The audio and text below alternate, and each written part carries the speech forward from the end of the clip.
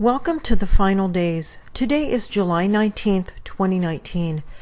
Today we will be viewing strange celestial objects in our sky, not mentioned by mainstream media. All of the things you are about to see are signs that we are living in the very last days, according to the Holy Bible. Later in this video, I'll explain why this is very good news and cause for celebration. The images we are viewing were obtained over the past week from the Federal Aviation weather cameras in Alaska and Canada. Something I forgot to say earlier in these videos is that you, the viewers, have my full permission to use any part of my videos. Like you, my only interest is in getting the truth out.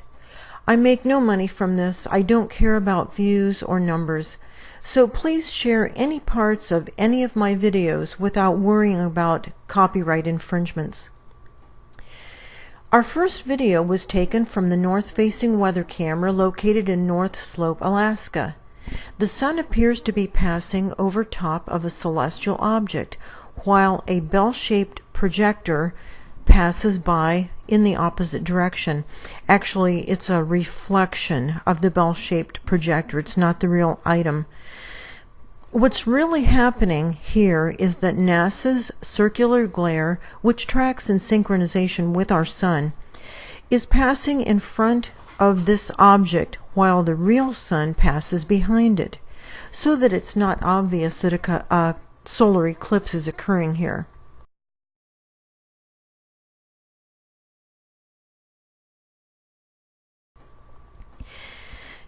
Three hours later, the east-facing camera in the same town of North Slope, Alaska, captures the sun passing by another such object in the sky. This is one of hundreds, possibly thousands, of sky lenses. These lenses were put into place to bend light, blur objects, and otherwise cloak objects from public view. Untold trillions have been spent on the smoke and mirrors to hide the inbound planetary system that has now intermingled with our own solar system. The reason for hiding this massive system is because the enemies of Christ do not want you to know how close to the end we are.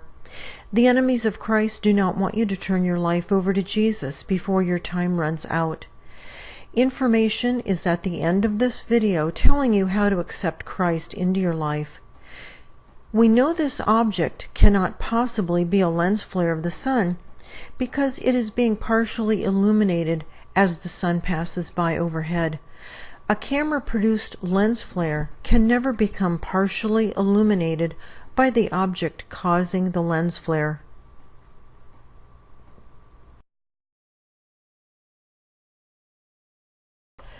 The east-facing camera in Point Lay, Alaska, shows the sun rising in the morning after 7 a.m. local time. Everything looks pretty normal until the sun completely disappears behind a thin electrical conduit post. Just 10 minutes ago, this was the size of the sun. How could our sun, which is 864,000 miles in diameter, possibly disappear behind an object this small? Here's an IQ test regarding this situation. Look at the sun's circular light underneath the words in this image. Something is creating that circular light.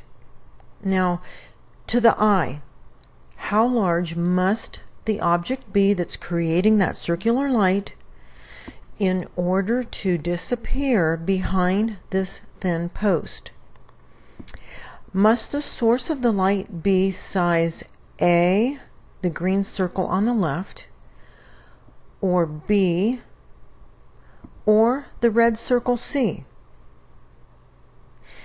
If you guessed B, you are correct. To disappear behind this post, the source creating the light you are seeing can only appear a couple inches in diameter to the eye. Not the actual dimension, which is over 800,000 miles, but to the camera's eye. Here's another similar IQ test. Look carefully at this older footage from Burwash in the Yukon Territory of Canada. It shows a 6-pointed light source. please, in the sky, passing behind a flagpole. It completely disappears behind the flagpole before going over the horizon for the night. To disappear behind a thin flagpole, must the size of the light source to the eye be A, the yellow circle on the left, or B, or C? If you guessed B, you are correct. To disappear behind this thin flagpole, to the eye, the diameter of the source creating the sunlight can only appear as large as the diameter of the flagpole, actually just a tad less. Here's another similar IQ test. Look carefully at this older footage from Prince Rupert, British Columbia in Canada. Ignore the vertical lens flare, which is typical of the Canadian FAA cameras. This footage shows the sun passing behind a tiny bird feeder post. The sun completely disappears behind the thin bird feeder post. To disappear behind this thin bird feeder post, must the size of the light source to the eye be A, the large circle on the left, or B, or C on the right? If you guessed C, you are correct. To disappear behind this thin bird feeder post, to the eye, the diameter of the light source creating the sunlight can only appear as large as the diameter of a bird feeder post.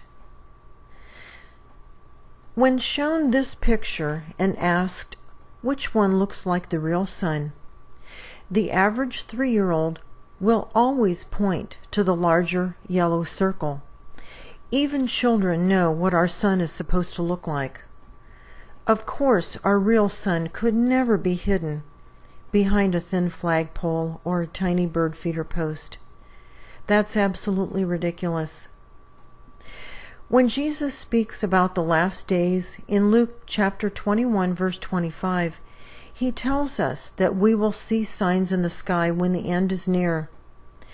As Christians, we are commanded to watch for the signs of the end of the age so that we can be spiritually prepared, help others be spiritually prepared, and so that we are not ignorant of the very late hour in which we are living.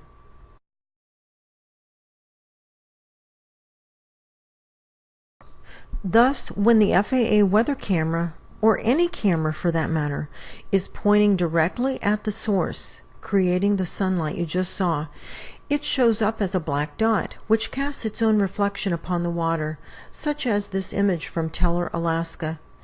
The reflection in the water tells us that the black dot is real, and not a camera or lighting issue. To find out where the real sun is, please watch our March 3rd video. There just isn't time to explain it here. But I can briefly tell you that our real sun is being eclipsed much of the day by more than one object. The Hearst, Ontario camera shows the actual size of the source creating what appears to be our sunlight, as the sunlight appears to become whittled down to a tiny dot. This tiny dot, to the eye, is definitely capable of becoming hidden behind a bird feeder post or a flagpole, as well as this miniature sun rising up from the east, captured by many, many FAA weather cameras. This one just happens to be Fort Yukon, Alaska. Numerous cameras across Alaska and Canada now show the sun rising as a tiny dot.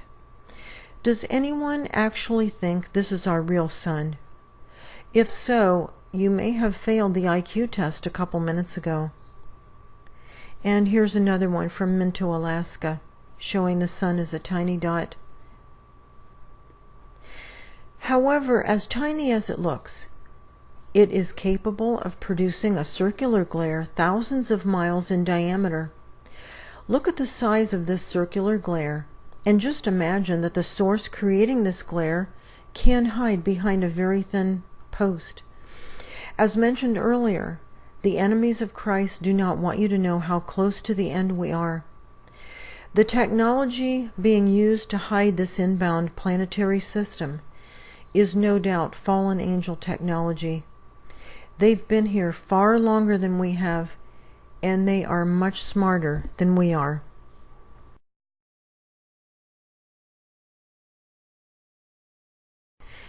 In this south-facing image from Deering, Alaska, can you find the hidden celestial orb floating through the sky? The sky lenses we looked at a few minutes ago help to obscure these objects from view. Additionally, it's very well faded by the atmospheric chemicals. Here's a hint. Look where the yellow arrow is pointing. Some contrast is added to help bring this object into view better. But even with the contrast, it is still difficult to see. These objects eclipse our sun multiple times daily. On a perfectly cloudless day, the landscape here in Shizmaref, Alaska, and the sky are dark in one photo, and only 10 minutes later, noticeably brighter. The only thing that can possibly cause this on a cloudless day is something eclipsing the sun. An extreme case of this was back in March, viewed from Attawapiskat, Ontario in Canada. The sun suddenly appears to shrink down to 1/5 its size. The sky and landscape suddenly darken as the real sun goes behind a dark nebula, and NASA's manufactured light passes in front of it during a 4-hour period. So basically our sun was eclipsed for 4 hours. Simple logic tells us that the naked eye could never see a nebula behind the real sun 93 million miles away. This is just impossible. NASA's light actually illuminates part of this nebula as it passes over it, as you can see here. 4 hours later, the real sun emerges from behind the nebula, resumes its normal size again, and the sky and landscape suddenly become brighter again. The southeast-facing camera in Lloydminster, Alberta in Canada shows darkness on a perfectly cloudless day around noontime locally, and then 10 minutes later it's noticeably brighter. Once again, an eclipse. And then in Ambler, Alaska, look at the round tank at the bottom of this photo. This is a cloudless day also, and it goes from bright to dark in only 10 minutes in midday.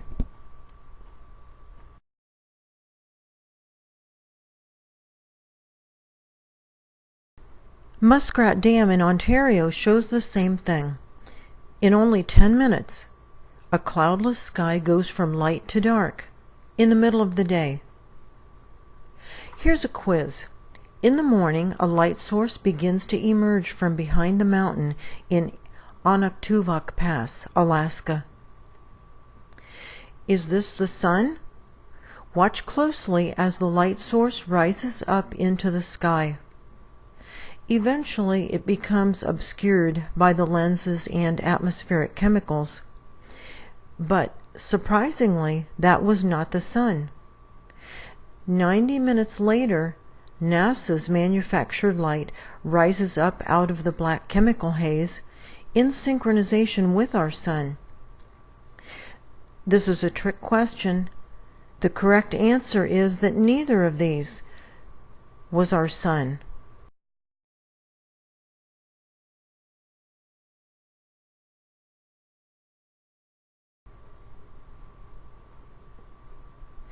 Images that show this inbound system are removed routinely from these FAA cameras.